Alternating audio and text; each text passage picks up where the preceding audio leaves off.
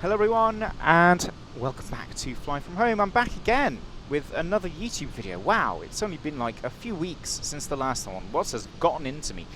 Well, I'll tell you what's gotten into me. It's this thing. It's an airliner, which is not the usual content for this channel, but we do occasionally do airliners.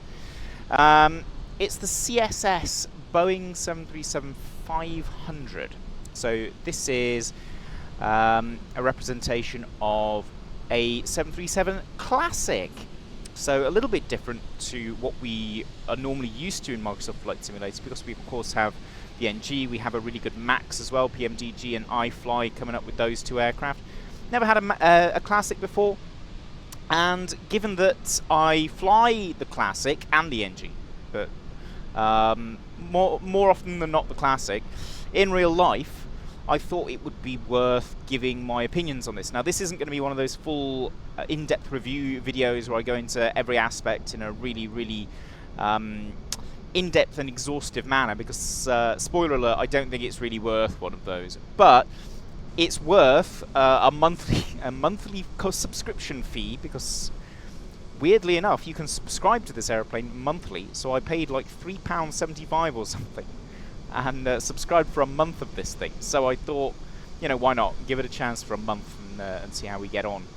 The full purchase price is absolutely insane, and I would not recommend for anybody to give the full purchase price for this airplane. Give it a month, have a month subscription, see what it's like, and then leave it alone for a bit until they change it again, would be my advice. Anyway, let's have a quick look around the outside of it, because we've got quite a nice external model, really. It's not a bad-looking representation. Two very smart-looking pilots on the flight deck there. Certainly a lot smarter than I usually look, as the world's loudest A320 goes past. Yeah, everything's kind of in the right place. You can see that the pitot heads and things like that, angle of attack probes, are in a slightly different place on the Classic to the NG. They're much further forward on the NG. You see the statics down there, forward cargo, intake, the packs, lights, all that kind of stuff. It's all kind of where it should be, really. You can see the wingtips are very different on the Classic to the NG. The NG more often than not has winglets, either the I don't know what they're called, the double ones, or the old blended winglets. The Classic doesn't have that. The Classic just has these weird little pod things on the end, which are, believe it or not, the logo lights. So you can see the logo lights on the inside of that, like that. There are static wicks where there should be static wicks. 3 on each wingtip there, and 2 on the tips of the tailplanes. And yeah, so all the little things are there for the most part. One thing I noticed is that the outflow door for the pressurization is closed on the ground, and when the ground air switch is in the ground position, this should be full open. So that's one thing that they've missed. Something that I noticed that seems slightly strange to me is, and I know it has been mentioned by other YouTubers as well, is that the profile of the nose seems a little bit off. It's a bit maybe too long. Something else that I feel... Now, bear in mind, I've never flown the 500. The 300 is the version that I've flown, which is most similar to this. But the profile of the tail seems different. Now, the Classic does have a different APU exhaust to the NG. It's only got one hole instead of the kind of 2 holes that the NG has. But just that angle just seems a little bit too blended, a bit too sort of... I don't know how to describe it, really. The tip of the tail is just a bit too pointy. It's a bit more blocky, I think. I'll put a picture up for reference, because I'm pretty sure I'm right, but I might be smoking the good stuff, but we'll see. Other than that, yeah, it's pretty good. You've not got incredibly detailed wheel wells or anything like that you might find on a Flight Sim 24 aircraft, because this is obviously Flight Sim 2020. But in the context of Flight Sim 2020, this is a good-looking aeroplane for the most part. Let's go inside, and yeah, the theme continues on the inside. It looks pretty great in here. I mean, the textures on the... Okay, that's a bit bad. It's supposed to look... it's like lamb's wool. The seat, it kind of looks like weird rhino leather. in here, so that's not amazing. But everything that you'd normally look at is in present and correct and in pretty good nick. Hand mics here, almost none of our aeroplanes have got those attached still. See the little light down by the side there? Do they work? No, they don't.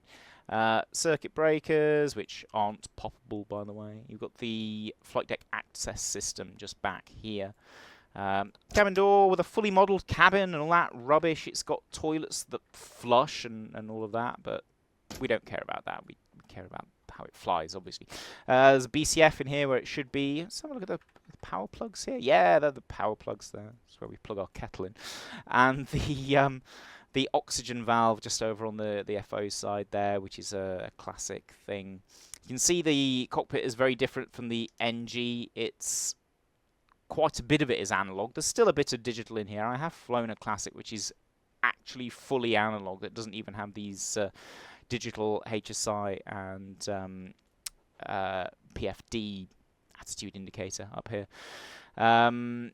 And that was a fun experience. But this one at least has the digital stuff here. It also has the digital clocks upgrade, which is not every classic has those. Some of ours have got the old school needle analog style engine gauges as well.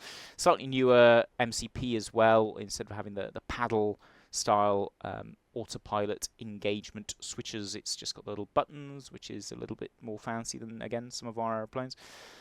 Yeah, the overhead will look very familiar to all of you familiar with the NG, but there's a few extra gauges here. We've got the AC amps over here for the generators, and oil drive temps. So up here, so instead of having an integrated IDG, you've got constant speed units on the classic. So you have temps for them up here.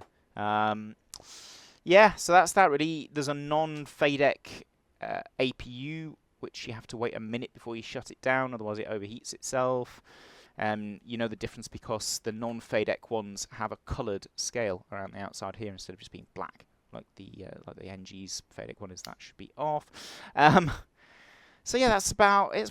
Oh, the rain repellent buttons, these are deactivated on all our aeroplanes. Pressurization control panel is completely different as well, you'll notice. I'll show you a little bit about that as we set the aircraft up. But yeah, okay, so everything's present and correct. It looks pretty good.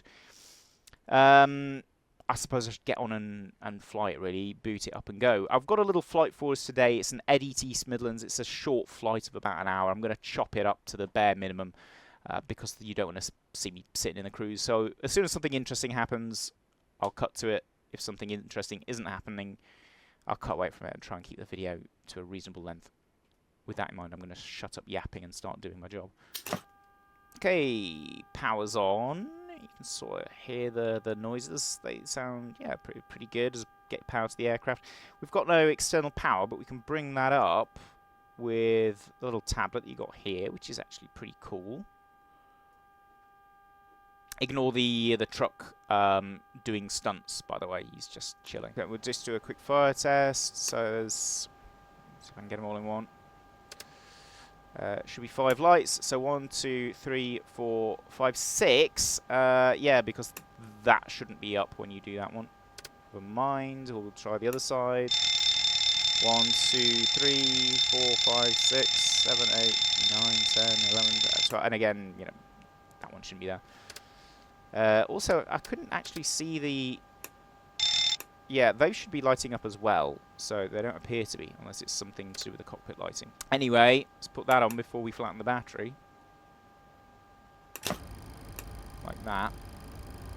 There's quite a clunk when you transfer power on the Classic compared to the NG.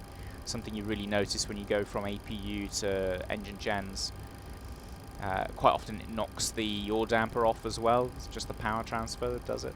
You can hear that annoying clicking noise. That's the exciter, I believe it's called, for the analog instruments here. I believe it's for the attitude indicator, but there might also be one on the altimeter as well. Basically, it just taps it to make sure it doesn't freeze, which is cool, I guess. Okay, so what I'm going to do now is the first officer's pre-flight flow. So it's like a W up and down the panel there. So first things first, yaw damper's not going on, so that should, as soon as the IRSs go to align, like go from on DC to align, you should be able to put the yaw damper on. So, yeah, that's not right. We're going to have to leave that for a little bit. In fact, if I put hide B on, is that going to allow me to do it now? Yes, it is. So that's not correct at all. You don't need the hydraulic systems active to put the yaw damper on. But we'll leave hide B on, I suppose, for now. Coming down, check the crossfeed, bright, dim. And then bright, dim again. That takes a little bit too long. It should be a bit quicker than that. Fuel pumps are all off. Low pressure lights illuminated on the mains. You can go to battery on there and ground power on there. And we get the appropriate information, which is okay. Galley power, I guess we turn that on, yeah. Look at the input on there, they should both be 0, because obviously the oil's cold. Ground power's on, nothing doing on there or there, that's all set as it should be. Circuit breaker lights can stay off. I'll turn the panel lights up, but it is nice and bright daytime, so we can't really see much of that going on. Pop the on there, fasten seat belts and stuff. Wiper, only one wiper switch on the Classic for both sides, and the wipers are absolutely terrible on the Classic as well, which is a fun experience in the rain. Window heats can go on. Electric hides, normally would keep those off, but we've got to have one on to keep the yaw damper on, apparently. Supply duct or passenger cabin, okay, interesting, slightly different. Okay, no, I see now. So, the temperature selectors on normal there. Recirc fan can go auto. They're both off. That can go auto. APU bleeds off and engine bleeds are on. I'm just going to have to reorientate myself a little bit now. Struggling a little bit with there's no sort of nice overhead panel view saved to the default views like there is in the PMDG, so it's a bit strange with this, but never mind. Okay, just brought up our flight plan so I can just check our cruising altitude. So it's 27,000 feet. So let's see it. The animation's good. It pushes in and turns. That's exactly what you got to do in the real thing. So 27 on there, or 270. Put our landing altitude in here. So East Midlands landing altitude is 310 feet. So that can go there. And this one, cabin altitude, goes to 200 feet below whatever you got that set at when you're running in auto mode. When you're running in standby or man AC or DC, then you've got to actually set it to the actual cabin altitude that you want. But when it's running auto, you just set it 200 feet below your landing altitude. Now, one thing I've noticed that doesn't work on here, that I noticed on my little test flight, is that you're supposed to be able to spin this thing and put it into minus numbers. Because obviously if your landing altitude is below 200 feet, you've got to put it into minus for that little rule to work. For example, landing here at Edinburgh, 140 foot elevation, you put minus 60 in that. It won't go to minus, it only goes to 0. So not great, unfortunately, on that front. Flight ground switch is on ground. This is your oh no, I'm dead switch. The aircraft, a lot of people believe the aircraft won't pressurize if this is in the wrong place. It will automatically go, but once the aircraft is airborne, it will snap across, and it's quite uncomfortable for passengers. So obviously you want to operate this normally. On the ground, obviously it needs to be in the ground position. As soon as you shut that, the outflow valve will close, and the aircraft starts to pressurize.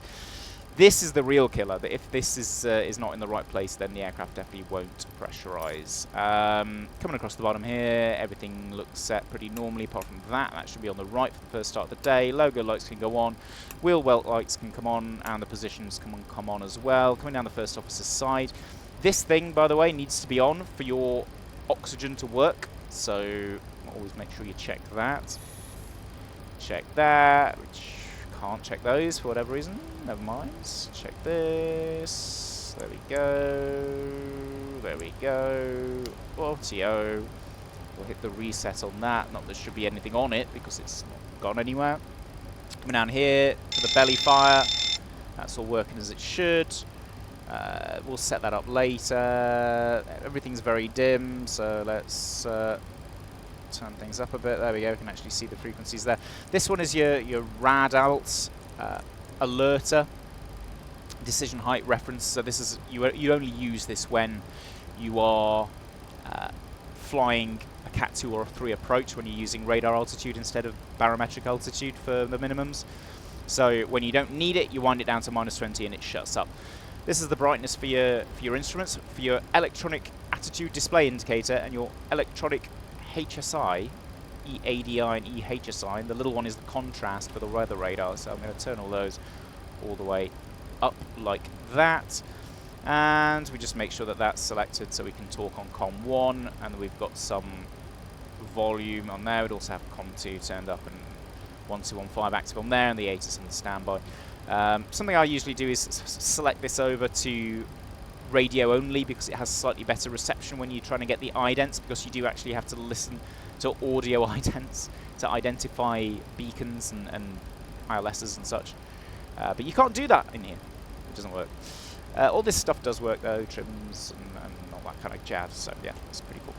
So I'm just starting to set up the FMS here, and one thing I've noticed which is different to our FMSs is that on the route page here, the actual beginning of the route is at the bottom of the route page, which is slightly strange. Normally you have to, same as the NG, you have to flip over to this page to start putting your route in. But I believe the version of FMS that they've modelled here is older than the ones we use. Maybe wrong, but that would account for the numerous differences between this and what I'm used to. Okay, one thing I've noticed that is wrong, this on the descent forecasts page, where you put in your descent winds and stuff, the transition level here should be a level, but it won't allow you to put in a level.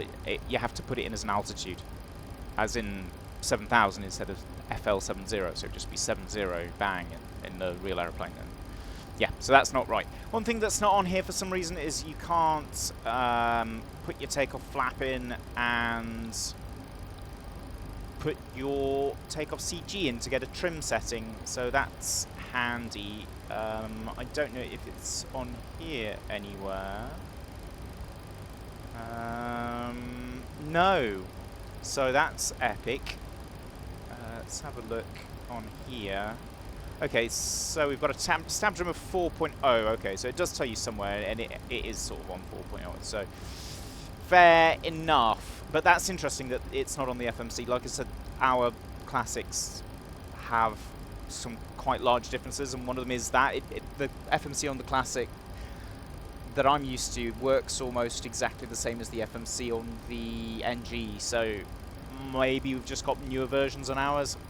I do not know.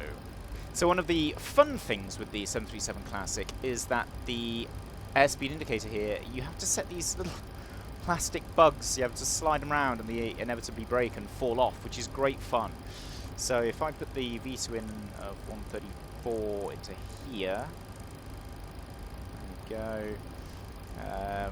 So this one should be all the way up at our min clean, which is 210 at this weight. Anything over 53 tons basically is your where you jump up to 220, and then 230 I believe is 56 tons. Oh no, actually it could be over 60 tons actually. I'm not sure actually with that one, because I've never used it in real life, and most of the captains at my airline have never used it either. So yeah, probably should know that, but unfortunately recency bias, I can't remember it. So yeah, so that one goes at 210. The V2 is there. So pull these round a bit. So we want one at 80 knots. We want one at our V1 of 127. Which is there. We want one at 129. Which is right next to that. V2 is 134, so 144, 149 is our top bug for when we can start retracting the flaps. So yeah, great. You can do all that. Obviously it's all digital on the NG. With the Classic you have to do it manually.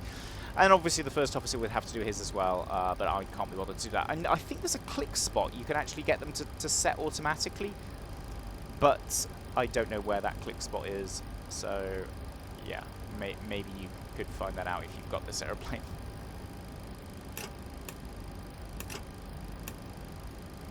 So yeah, big clunk on the transfer of power, which is quite nice actually. It's quite well done. So good to hear that one. Okay, cool. So we've got the APU running now. So we're pretty much ready to go. I've done the pre-flight checklist, so it's just about time to do the before starts of the line. So the fuel pumps can go on, those can go. I'm just going to make sure that we are ready for the push first. So we're going to get rid of the GPU and the chocks.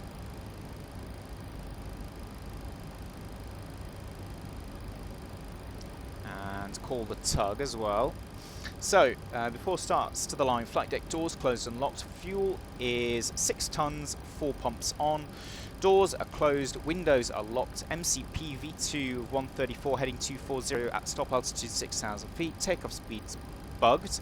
Got a V1 of 127, VR 129, V2 134, 149 top bug and 210 for min clean.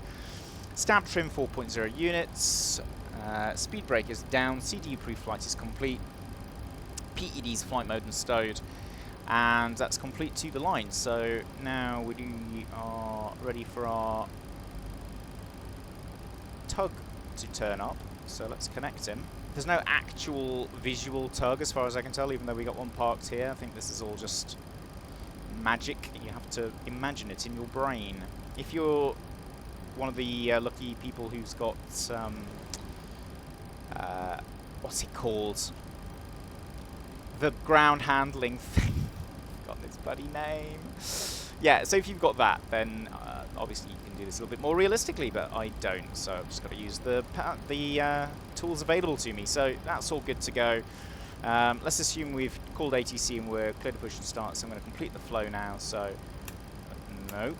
That one goes on, that one goes on, and we're looking for master caution, air conditioning, dual bleed, but it's put everything on, so that's something of an error. It should only be the thing that's actually setting the master caution off that comes up on the little panels here. But we'll reset that. We do have the dual bleed light up there. The anti-col can come on. The transponder can go to alt off. We'd do a quick check of the trims and make sure they were moving. Now the hydraulics are on. And we are good to go. So, parking brakes off. That sound is terrible, by the way. It sounds nothing like that on the real aeroplane. Much better on the PMDG. And away we go, I guess. Start to push. Go. Whee. And master cautions come on again. Not sure why.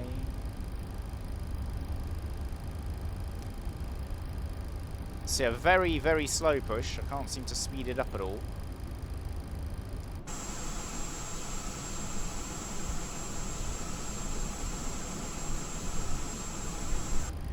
Not sure how tight it's going to push us around the corner, but I don't really trust it. So I'll let us get a little bit further clear of the ground equipment and then I'll start turning. But in the interim, let's assume it was clear to start. So we've got good pressure on there. Clear start 2.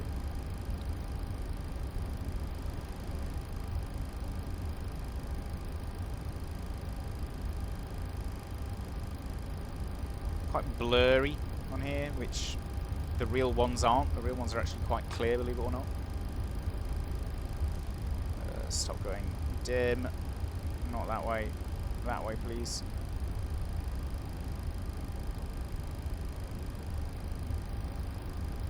Should be paying attention to the engine starts. Max motoring. That's going in. Exhaust gas temperature. I mean, the lights off a bit too quickly. There's always a bit of a pause. The sounds are nowhere near bassy enough. It's way too tinny and high-pitched. Starter cutout. 46%, not 56. That's correct.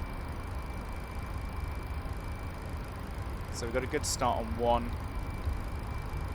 Let's assume it was cleared start 2.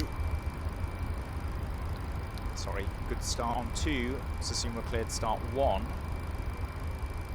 And yeah, it's taking a pretty wide swing at this turn as well. So yeah, but 246 is looking pretty normal. That's coming up there. Just realised I haven't done this. That's pretty cool how it flips around like that. Yeah, the light off way too quick. The noise is pants, basically. compared to the PMDG. Start to cut out. PMDG much better. The iFly much better as well on the sounds front. Could really do with a Boris magic on this thing, really. If he was to wave his magic wand over this, it would improve it dramatically. So we've got 2 good starts. I'm just waiting for the world's longest push to finally end. So we may as well go set takeoff flat. I'm without my beloved Honeycomb Bravo at the moment, so I'm having to use key commands for this, which isn't ideal. Might come back to bite me later in the flight. There we go. Now listen to this. That's a pretty good clunk. It's actually a little bit louder in the real aeroplane.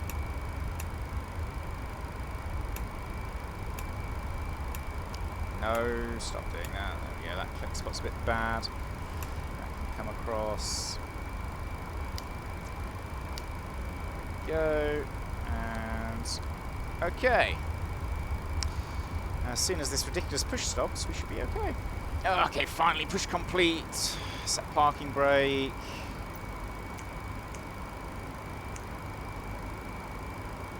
If I can get it to go on. There we go.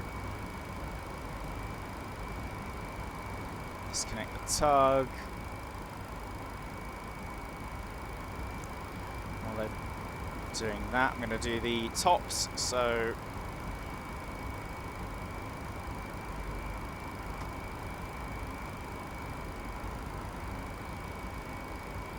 okay, let's assume the tug's gone and there's a little guy walking over there with a bypass pin. So now I can do the rudder as well, holding the tiller to make sure it doesn't move.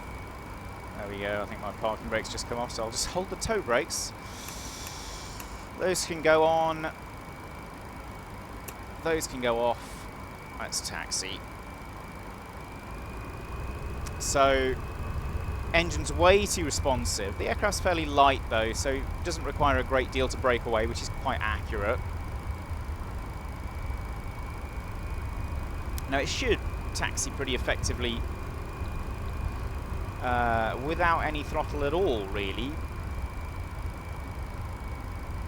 But I'm having to put little bits in here and there. I've got my joystick set up to use as a tiller, so I'm actually using a tiller to steer instead of the rudder pedals for that extra realism, you know what I'm saying? Excuse me, sir, are you forklift certified? I don't think you are, driving around on a taxiway like that. It's quite nice sort of bumps and noises from the landing gear as you're taxiing along. That's pretty good, actually. Engine sounds still, yeah, nothing like the real aeroplane, sadly. As you come around the corner, yeah, instruments are looking okay, apart from some reason these aren't turning. So these should rotate with the HSI, and they aren't. So yeah, instruments aren't working. How's the mag compass doing? The mag compass is working. Is the first officer's working? No, it is not. So those don't work, which is great. And also I can see the yaw damper isn't moving either. So as you go around the corner, the yaw damper should basically move like a balance ball, that little yaw damper gauge on there. And it isn't, which would indicate the yaw damper isn't working. Oh, now it's working. It's turning now. Weird. Okay, never mind. Okay, yeah, and the yaw damper is on. So that's definitely not working, but these apparently are now. Yeah, this will be fine. Strange, never mind. Okay, so takeoff review. It's a flap 5, runway 24, full length, no position shift, which is important because the position updating, there's no GPS on this airplane. So if you're taking off from an intersection, you're supposed to actually put it in somewhere. Actually, maybe not on this version of the FS. So no position shift. There's no emergency turn. Emergencies are going to be passing 400 feet, straight ahead, heading select, passing 1300, clean up and speed up, passing top bug, right turn back, uniform whiskey to hold at 4,000 feet. It's a Go Sam or 1 Charlie. with a stop climb of altitude 6,000 feet. Are there any questions? No, there absolutely are not, because I'm talking to myself. Ryanair have just shot off into the distance there. Let's make sure I've actually got traffic info on here. And we do get the transponder running. Ground handling's pretty good, honestly. It can turn a pretty tight circle. Doesn't need a huge amount of thrust to keep it rolling, although it does need a bit. So that's probably the ropiest aspect. But yeah, it'll take a pretty tight turn, which is nice. Brakes seem to be pretty decent. So yeah, it's not too bad really. Okay, I think we've got enough space to get away. So let's assume we've been clear for takeoff. So let's line up. Taxi light on the Classic, by the way, should go off on the retraction, but often doesn't. So we always turn it off when we clear for takeoff. I'll just do the first officer's flow bit, and I'm going to go weather on this side, terrain on the first officer's side. Auto throttles arms.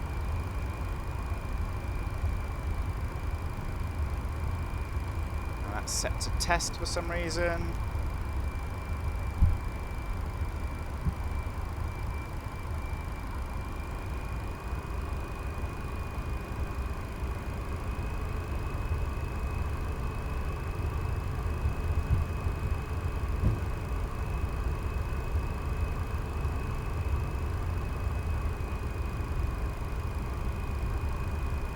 Okay, I'll move the yoke up so you can actually see my movements on here a bit better.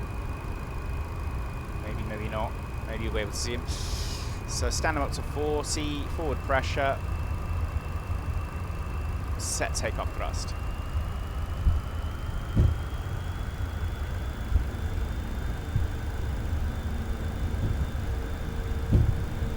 Thrust set, 80 knots.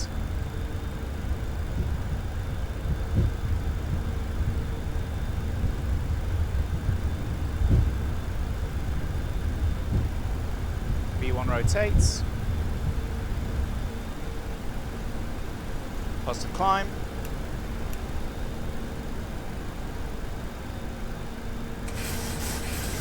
Just realised my flight director isn't on. And that should come up on toga press, so interesting.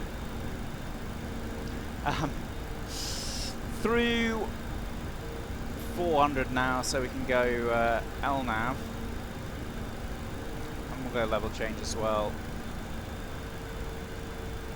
Speed 210.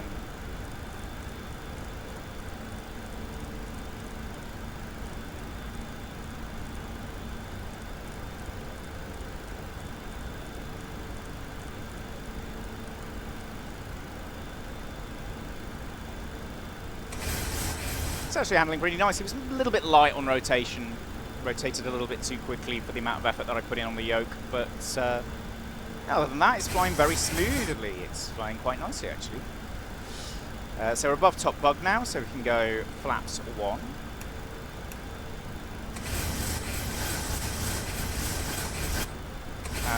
That's me doing the trim, by the way. I can't hear any speed trim system working, and you would generally be hearing it working quite a lot at this phase of flight. Flaps can go up now.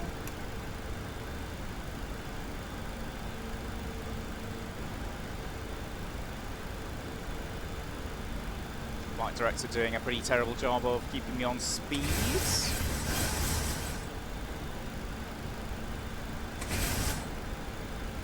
Maybe I'm just doing a terrible job of following the flight director. I don't know. Could be one or the other. You can see there, I've booked 210. We're doing pretty much 230, which isn't great. Okay, 1 to go. I'm going to go A to command. Let's assume we've been cleared up to 250.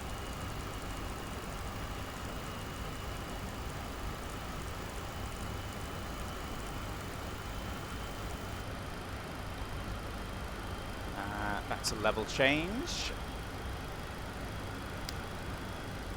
I'll do the after takeoff flow, flaps up, no lights. Speed up to 250 now.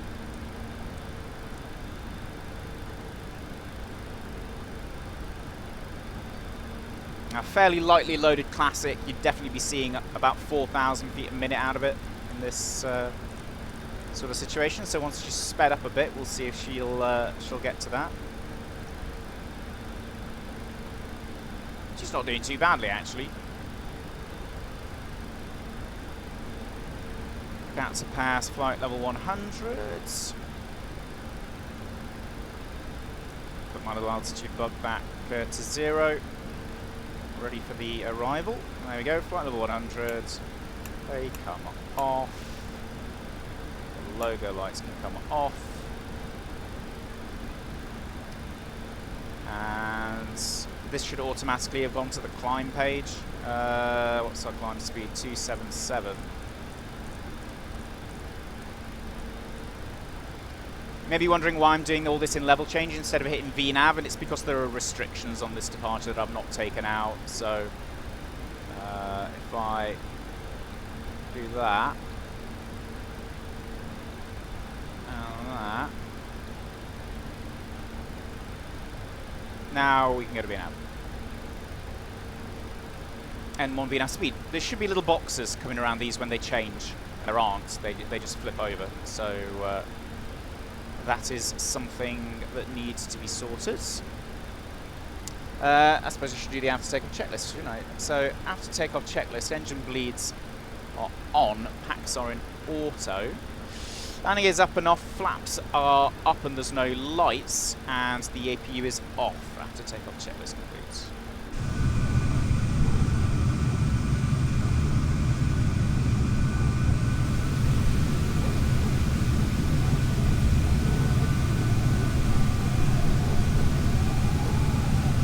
Something that I've noticed is the lights are very, very dim. Barely see them. Like this block here is a strobe light. It's really, really bright. That would be blinding you if you were staring at it from this range in real life. You can barely see it, and you can barely see the nav lights as well. If I pop all the others on, so before you ask, there's no speed limits on the retractables on a Classic, so don't worry about it.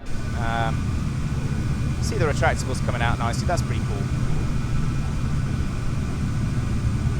Although they are sort of only halfway out, so they would hang at a bit more of a downward angle, I think, but never mind. Yeah, so again, the big lights are very... There's just this little dot in the middle, which is a bit rubbish, really. You can't see the logo light shining at all, which is one of the sort of unique things about the Classic. Maybe if you get really close, you could see it, but can't really see anything going on there. So external lights are really quite poor. Something I've noticed is that it does a pretty terrible job of following its own flight director. It could be a combination of the flight director maybe moving a little bit too quickly, and also it's definitely the autopilot doesn't really respond as quickly as it should do. I gave us a direct to Leahy to the south to give us a little bit of a shortcut, and it's just sort of oscillating left and right of the track that I put in, which is really poor. Want to go. The real aeroplane, yeah, the autopilot isn't the best in the world, but it's certainly capable of something basic like that. Something else as well, you've got decision height 980 up on here, FMC speed VNav pound. You shouldn't have that with these wound all the way down, like I did on the pre-flight. There should be no decision height indication on the EADI, so not great. It's also gone into speed and path a little bit too early. It should have clicked into that with maybe, 300 feet to go, 200 feet to go. We weren't going that fast. It's doing an utterly spectacular job of holding the cruise speed as well, although that is suspiciously high compared to the climb speed. Normally they're a lot closer than that, but never mind. Okay, something I've noticed is on the EHSI here, you've got the arrows here pointing at the VORs and ADFs, and that would only come on if you select this little option on there. So they should be on now.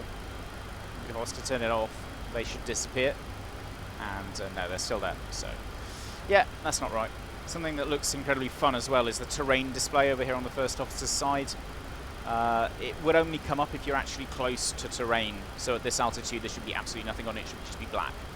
But instead, it looks like bright radioactive grass. So yeah, that's not great. Something else I've noticed is the weather radar, despite pointing up at 5 degrees. Bear in mind, there's 5 degrees. We're still getting a return from the ground about 160 miles away. So yeah, I've never seen that on the real aeroplane.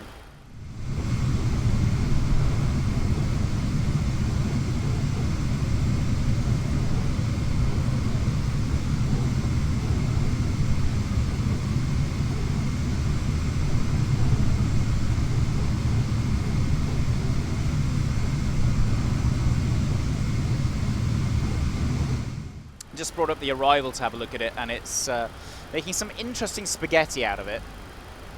I mean, the real aeroplane sometimes isn't amazing at this either, but it certainly isn't this bad. I'm just going to chop it up to give us this X-ray point underneath.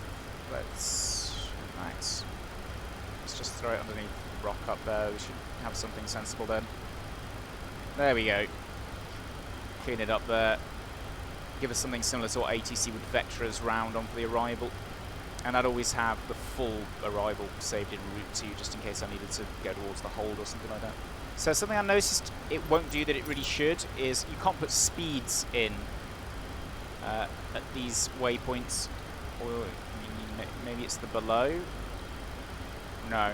So for some reason you can't replace the speeds there. At the moment we've got 210 knots at the centre fix, which is quicker than I usually like to fly. At the centre fix I usually like to be 170 flat 5 at that point. So normally what I'd do is I'd just put 170 or below in here so the VNAV could help me out with planning that when to decelerate. But for some reason that doesn't work in here, so again, something that's missing. Interesting thing you'll note about the Classic is these old school radios here with the auto and the manual mode here. So normally when you're in the cruise or climbing or anything where you're away from the terminal area, you have them in auto, and they do something called agility tuning, where they'll flip to different VORs and nav aids in the local area and check the DME distances of them to the aircraft. And they'll use that information to update the position of the INS, the inertial nav system. So obviously without GPS, that's your best method of keeping the aircraft position fixed. The more modern radios that you see in the NG and in some Classics as well can do that in the background automatically, while also allowing you to have a normal nav frequency tuned. So a little bit more clever. Something I've noticed that doesn't work as well is when you hit init ref in the cruise, it will automatically go to the approach page, just how on the ground it will automatically go to the takeoff page or whatever you last had it on.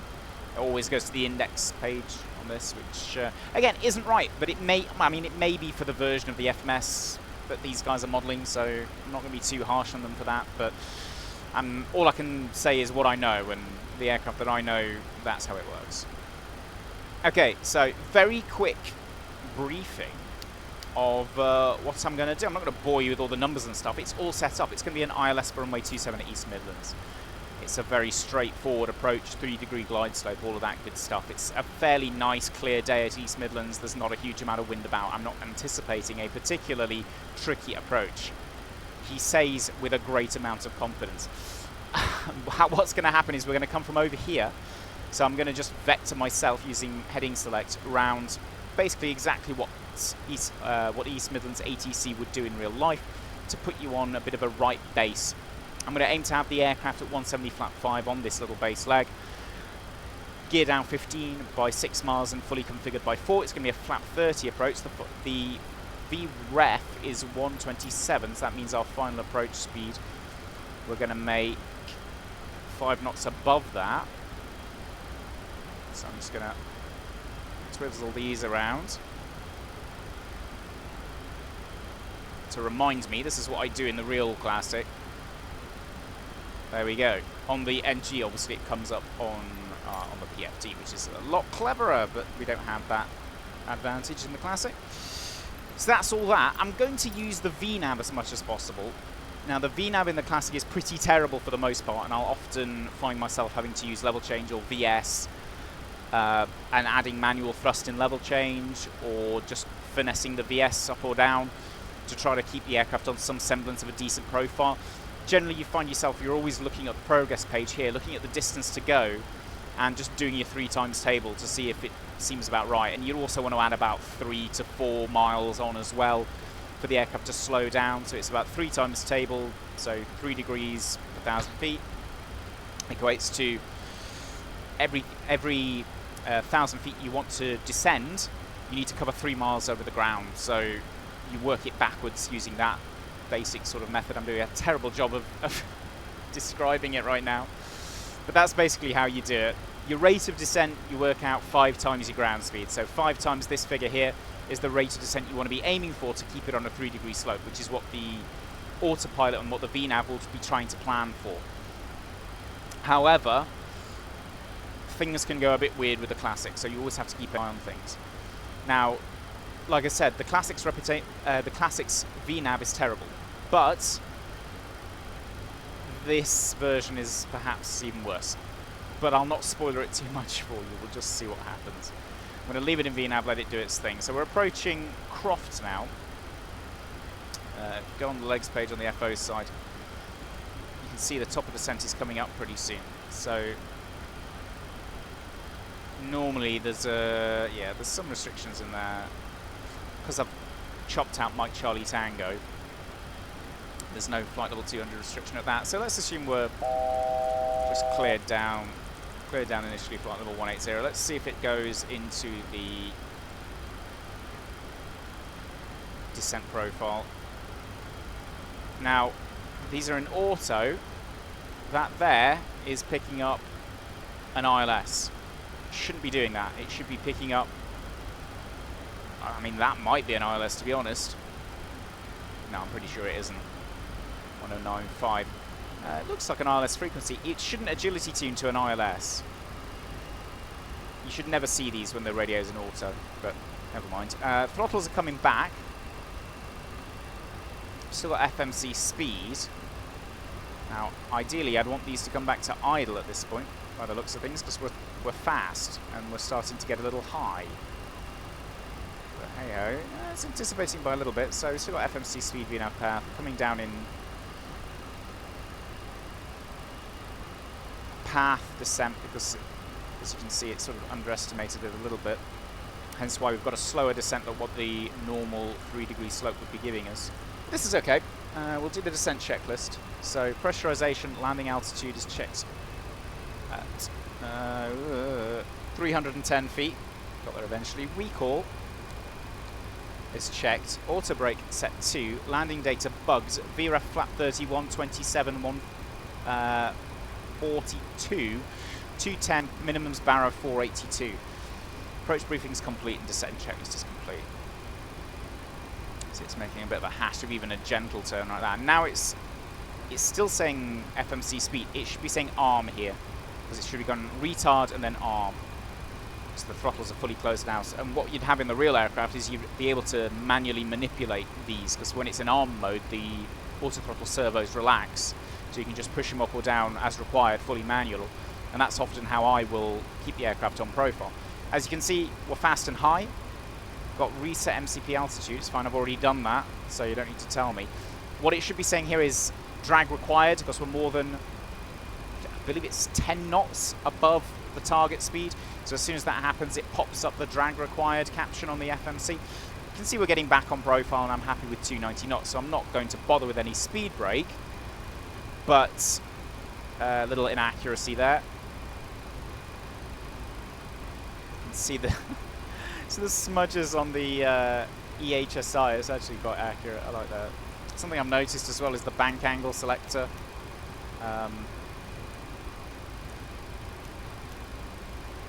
You see this little card behind it with this notch in it, tells you what your bank angle is selected to. Now it should move with this square knob here, but it doesn't, so you don't actually know what bank angle you've got selected, which is real cool. Obviously only works in heading select, or believe Vorlock as well, but obviously you'd want to know what you're in Normally you have it set to 25 degrees, or at least my operator will always set it to 25 degrees. So she's still struggling a bit to maintain that profile. 1 to go. Let's assume we've been cleared down a bit further now. Right, level 80 for now.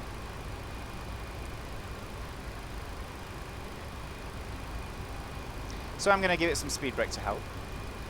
See how effective this is.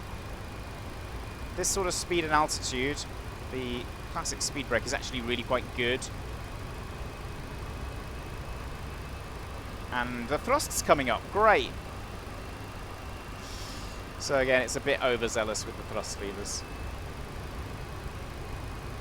That would be at full idle until you'd already passed that and gone away below it. Then it would start picking up to go back into FMC speed mode. See the gear warning lights on, that's not a bug, that's just a classic thing. When the thrust levers are idle, they're on. And once we start getting the flap out, you'll also hear the gear warning horn going off, which is incredibly annoying and also a feature of the real aeroplane. First officer is the chief presser of the stall warning, the gear warning cutout button over on the other side of the pedestal. Something I've noticed that isn't on here is the little green donut for the speed changes. Normally it would anticipate coming through flight level 100 and there would be a little, or indeed whatever altitude you've got a restriction for, that it determines that it needs to start slowing down at. It will come up with a little green donut on there that shows you when it's going to start slowing down, and another one to tell you when it's going to stop slowing down. It hasn't done that. In fact, it's doing a pretty terrible job of slowing down in general, really. I mean, this is, it's not out of the ordinary for the Classic, to be honest. If I give it a bit of speed brake, just to help it back to 250, just so we're not busting through that. Again, those throttles way too eager. 1 to go. Let's say we're cleared down to altitude 6,000 feet now, so that's set. Altimeters QNH. Crazy high QNH today, 1027.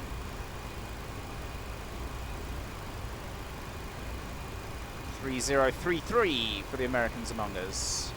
Okay, so QNH set passing altitude 8,000 feet. Now it's cross-checked. Approach checklist should be coming in now, so you'd be getting your idents done. So I'll probably be switching to manual at this point. I'm trying to listen out for the idents.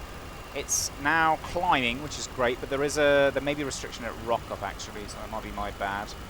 There is. I'm going to dumpster that out.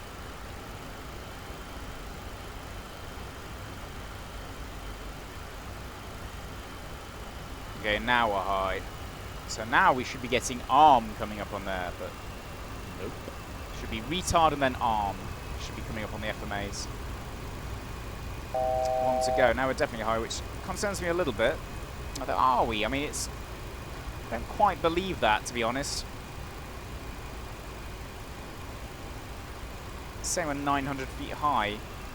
So something I noticed that was making my life really hard is that my sim keeps defaulting back into that NVIDIA super resolution thing, which makes the instruments really blurry. I've just realised that and changed it back to TAA, and all of a sudden I can see my instruments a lot better. So that's just a PSA for anyone flying this plane or any other at the moment in 2020. It appears to keep defaulting back to DLSS every time you start the sim, which is really annoying. LNAV doing a fantastic job of giving us an accurate profile round to the centre fix, hence why I'm now using heading select. It's also getting rather rough, and it's having a rough time even holding heading, so we're now oscillating left or right as it attempts to follow the heading bug, which is getting a bit frustrating, I must say. Seems to take it a good 5 minutes to get steady on a heading, which is going to be extremely fun when we try to intercept the localizer in a second. But hey ho, let's go. We've got traffic on final approach, but he can just get out of the way. We're far more important than he is.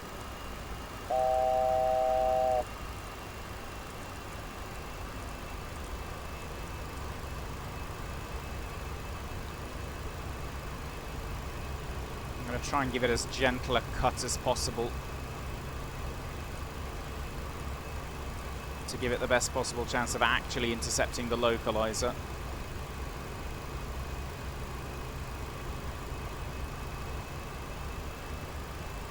I'm just using VS to try to finesse it onto the glide slope, as well as we do that. MCP controls are not great, they don't really move quickly enough. There's Warlock. Now let's see what happens here.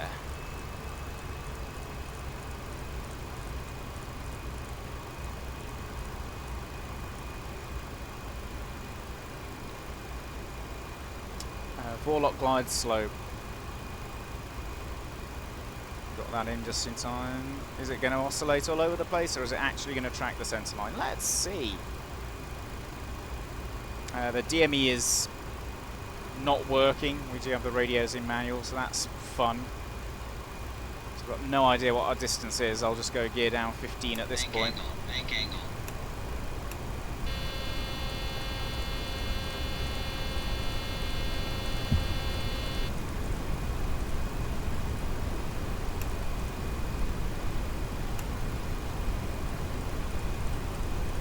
Yeah, just look at this. What is going on?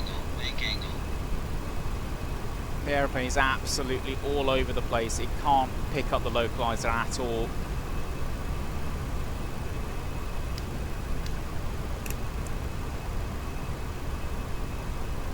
Just really, really poor.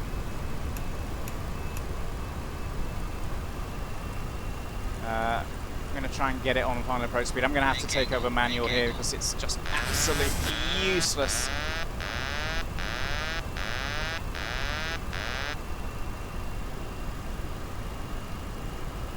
Yeah, there was a thrust out as well. 1,000. Check, man lands, 482 barrel, missed approach altitude sort of set. It isn't, but 1,000. it's horribly out of trim as well, which isn't helping.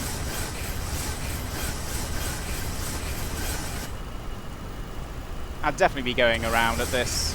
1,000. And for once it's not my fault. It's definitely the planes at this point. We're full scale high on the glide slope. We're full scale right on the localizer. I'm having to fight an aeroplane which is horribly out of trim. It appears to have a metric ton of nose up trim for some reason. 500. Check. Okay, we've got things a little more stable now. That's a big loss of lift there.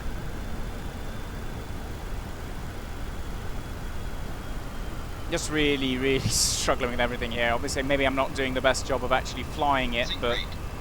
100. Sink rate. it's turning into one of 50, those. 40. 30. 20.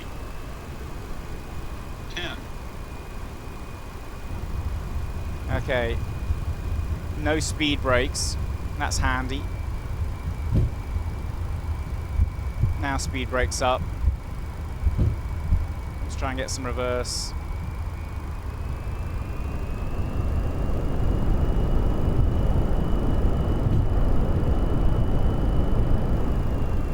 Master caution engine. Not sure where that's come from.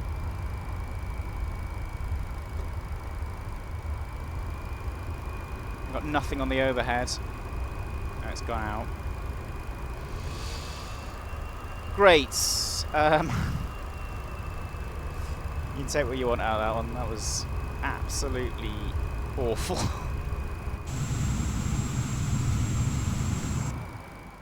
Okay, something I've noticed, which is absolutely not on the real aeroplane. Every time, if you've got both packs on, and you try to put the aircraft on the bus, which is part of the normal flow after landing and during the taxi, and you put the aircraft on the APU gen bus, it immediately trips the APU gens off, just because you've got the packs in auto, which is completely unrealistic, certainly for any version of APU that I've run on a Classic. So in conclusion, should you buy this thing? Well, you know, for the price of a coffee, it's an amusing little thing. It's a bit different from the NG. The problem is, at the moment, it's so tricky to use just because the autopilot is so poor. I mean, if you hand fly it everywhere, sure, it's actually quite a nice thing to hand fly. Didn't really show that off at the end there because we were just all over the place, but I mean, the trim was horribly out. The autopilot had left the aircraft in such a state I couldn't really hand fly it. If I'd have hand flown it all the way back from the start of the approach, it probably would have been all right. Probably saying, why didn't I go around? Well, I've flown multiple approaches in this thing, and I've flown multiple go-arounds in this thing. It doesn't do go-arounds properly either. It doesn't even go into go-around mode on the FMAs. It doesn't pitch up to show the 15 degrees pitch up. It doesn't out-capture, speed window doesn't open, blah, blah, blah. There's loads of things it doesn't do on a go-around that aren't correct either. And there would have been no point going around because exactly the same thing would have happened on the next approach as well. So, yeah, it's very hard to recommend this thing. From the point of view of somebody who flies the Classic in real life, it's great to see somebody trying to put a Classic into Flight Simulator. I'd love to have a good one. If we had something on the level of the PNTG or the iFly or anything, really, even the default Microsoft Flight Sim 24 A320 at this point is better than this is. If they could get it even to that level where it's sort of usable and you can do regular day-to-day sort of flights just like the one that I've done without horribly coming a cropper and almost killing yourself, then it would certainly be worth investing in. At the moment, it's little more than a fun little thing you can put in your hangar and, I don't know, fly circuits with, I guess. I wouldn't recommend trying to take this on VATSIM or anything like that. You're just going to make a horrible mess of things. And it's 99% of it is just down to how poor the autopilot is. And the real 7.3 Classic autopilot is not the best thing in the world, but it's definitely not as bad as this. It seems to absolutely struggle horribly with maintaining a heading, both heading select, VORLOC, and LNAV. Vertical nav seems to, I don't know, be there, but I mean, it just froze halfway through the descent and it just stopped giving me a decent indication. So completely useless in that sense, really. And obviously on the approach, with VORLOC being completely all over the place, the aircraft was just oscillating left to right, the centre line. Yes, granted, it will do that if you give it a bit of a harsh cut in real life. It will sort of blow through the localizer and come back from the other side. But usually, when it comes back from the other side, that's it, job done. It's a kind of a one and done thing when it oscillates a bit. It certainly doesn't go into this sort of phugoid of constantly getting worse, constantly getting worse. It basically looks like an instrument rating student who doesn't really grasp what they should be doing at this point in the flight. It's yeah, it's really poor. So I absolutely commend trying to bring a Classic into Flight Sim. It looks pretty great, I must say. And I actually really like the subscription thing. I mean, I've got to try this thing out and review it for you for the price of a latte at Starbucks. However, it is simply, it's not worth anything to the majority of flight simmers at the moment, I would say, just because it's just not usable. So that's that, really. A bit sad note to end on there. But I'll let you make your own minds up in the comments if you agree with me, or if you completely disagree with me. I'd be more than happy to talk to the devs if they wanted any advice, but I'm sure they've got real pilots on their team, so they probably don't want to hear it. But yeah, that's it really. Hopefully I'll catch you next time. Take care. Goodbye. Okay, so as a little bit of bonus content, I thought I would try that approach again, but with as much stuff in manual as I possibly can get away with. So I've got manual thrust, manual flight. I'm just taking it round the Trent 2 November departure at East Mids and then straight back for an ILS. So I'm just trying to see if it is physically possible to fly a sensible approach in this thing. I've turned real world weather off, so now we've just got clear skies. So the horrendous sort of turbulence I was getting earlier has now gone away. A couple of things I've noticed from just hand flying it, it seems to require very little power to maintain 250 knots at 6,000 feet. Around about 40% N1. You'd expect a bit more than that, usually. Nose attitude, maybe a little low. Should be maybe it's about right. 2.5 degrees. Yeah, okay. It's not miles off. I also can't seem to get a pitch mode to come in on the flight director. Alt hold won't engage for some reason. So yeah, great. I'm flying basically with just one side of the flight director. The vertical bar is just pretty much following my own pitch inputs instead of actually providing me with direction. But you know, raw data flying should be able to do. One thing I do quite like is the pitch power couple does seem to be modelled quite well. The Classic actually has a worse pitch power couple than the NG. Mostly because it's a shorter aeroplane with a smaller tail. It's not so much to do with the positioning of the engines or anything, because the NG does have slightly higher engines. Well, yeah, maybe it is to do with the engines as well. But yeah, something you do notice flying the Classic versus the NG is the pitch power is more severe on the Classic. For the non-initiated among you, that's the effect where as you add power, the nose will try to pitch up, and as you reduce power, the nose will try to pitch down. It's quite severe on most airliners with underslung jet engines. And I gather on aircraft with rear-mounted engines, you do kind of get a pitch power, but it's just in reverse from what the normal pitch power is, so that's probably quite confusing.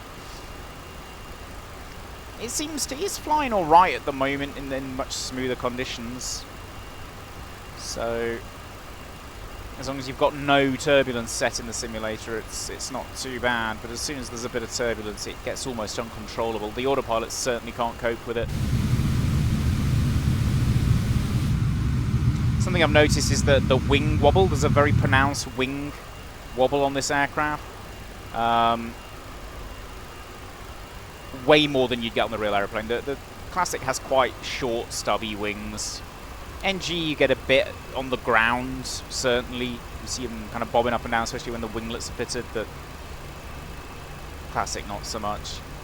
Now, I might not talk a great deal during this because I'm going to be pretty heavily maxed out. Just trying to fly.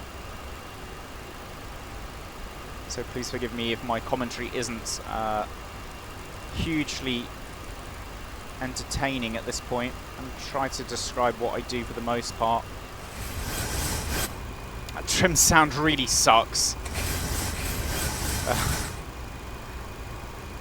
The trim on the Classic sounds about the same as the trim on the NG, so the noise you're all familiar with from the other aircraft should be present and correct here. It isn't. That sounds really bad. The click sounds on the MCP are pretty poor as well. Oh god, there's got to be a shortcut for this button.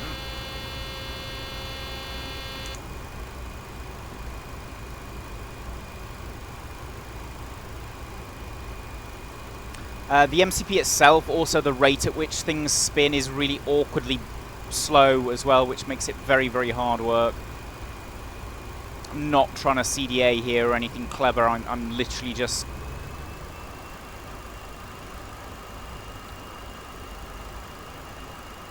trying my absolute hardest to just put it on the center line, I guess. I'm not sure how much help the flight directors are going to be, honestly.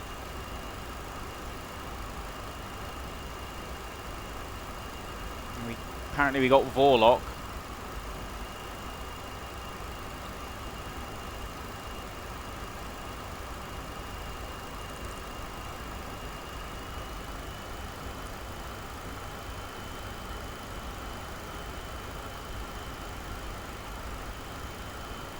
Okay, glide and Vorlock, and so that's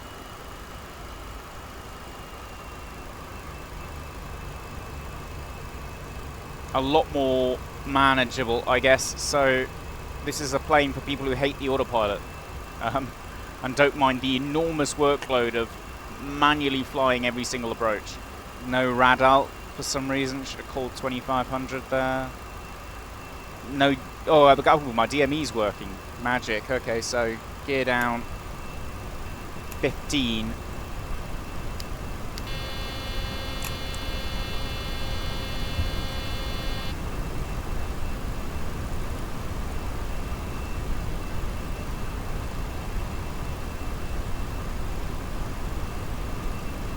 to configure very early here, so missed approach altitude's coming in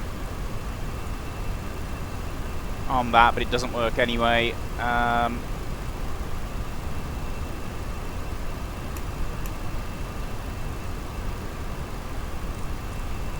approach speed 125. There's no sort of big balloons when you select the flaps as well that you'd get on the real thing. And I don't think the drag from the flaps is particularly there as it should be either. But hey ho, let's put some order brake in as well. Full landing checklist. Cabin secure, engine starts, just continuous, speed brake on, landing gear down, flaps 30 plan, 30 indicates green light. Landing checklist complete, clear to land. A bit fast. So we're looking a lot better than the absolute disaster. That's not me trimming, by the way. That's one click of trim resulted in all that noise. So apologising in advance for every time I have to use a bit of trim. It's not too bad. The nose is maybe a little bit nose down for a flap 30 approach. This is more like the nose attitude for a flap 40 approach. The check man lands 482 barrel missed approach altitude set. The thrust setting is too low as well. It should be up at around 60% for this rate of descent. Got a low rate of descent. We've got no wind. Well, I guess, yeah, no wind, maybe slightly higher rate of descent. But it just feels like the airplane's a little bit slippier than perhaps it should be in this configuration.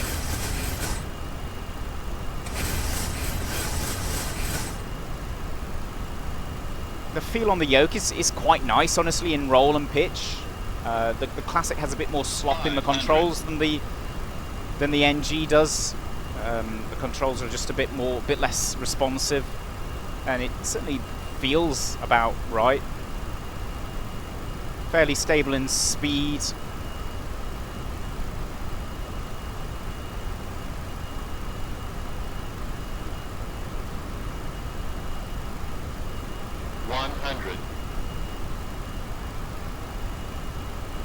$50, $40, $30, $20, $10.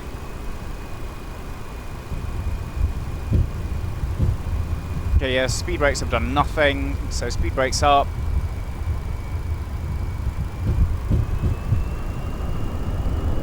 Versus normal.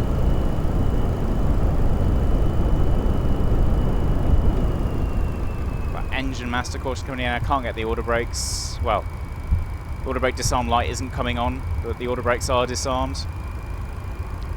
Yeah, okay, so if you manual everything, you can get a semi-decent approach out of this thing. I guess this is the raw dog enthusiast's aeroplane. Just leave the autopilot off and just hand fly it all the time. So yeah, enjoy. Comments below, and hopefully I'll see you next time. Take care.